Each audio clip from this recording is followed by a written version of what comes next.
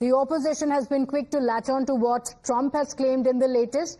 The Congress Kerala unit has asked, is the US president's claim true that India has offered zero tariff? Congress's Pawan Khera has also questioned if any such offer was in fact made by India, and if yes, why is the information coming from an external source? Other Congress leaders have also called this yet another proof of failure of the Modi government's foreign policy.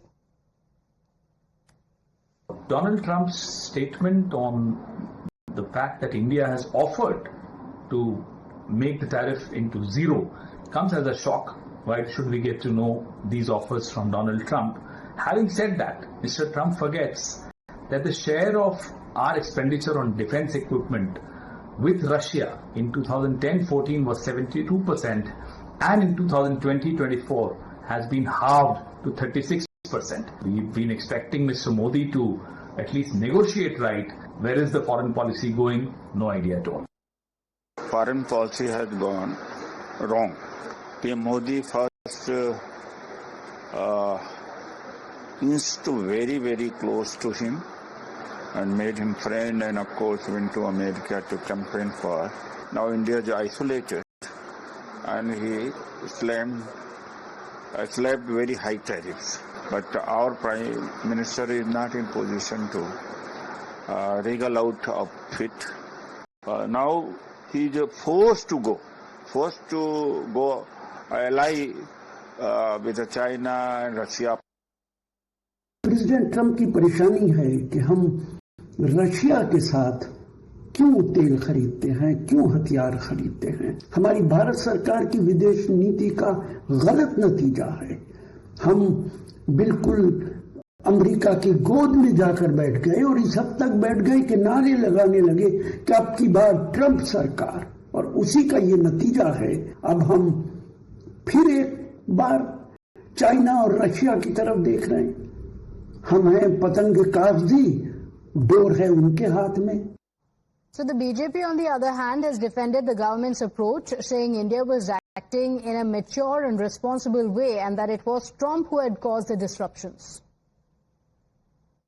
It is not only India, but even in the long run, US will feel the pinch out of it. If US want to act protectionist and watch its national interests, what it thinks best are, same as a sovereign country, India has every right to protect its domestic national interest. India is acting in a balanced and matured way.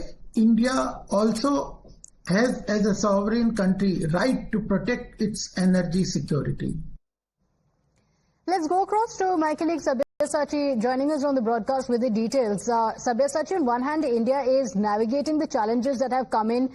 In fact, Trump's tariffs have thrown the world economy into what we've been seeing over the last few days and months. And yet you have the opposition that is continuing to criticize the Indian government.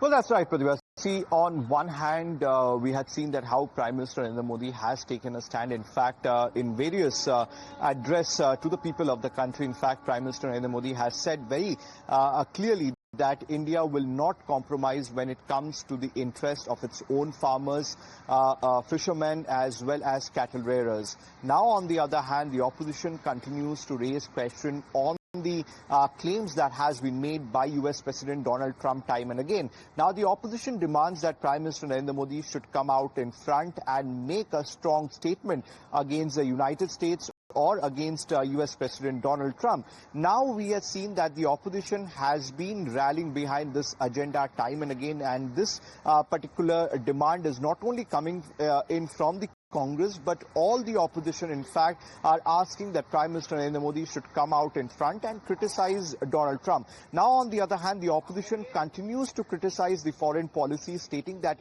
it is a clear fallout, and which direction the foreign policy of a country is going is clearly unknown to the people of the country. Meanwhile, the MEA also had clearly stated that there are certain certain red lines which needs to be addressed. And if there is any sort of deal between the two countries, these red lines cannot be ignored, and the deal will only be done in the interest of India. So this particular statement has been made by the government of India very much loud and clear, and the intent also has reached to the United States. But the opposition back home continues to criticize the foreign policy, continues to raise question against Prime Minister Narendra Modi, stating that why isn't Prime Minister speaking on this matter? Yes, and calling it the failed foreign policy of India yet again. Sachi, thank you for joining us with those details.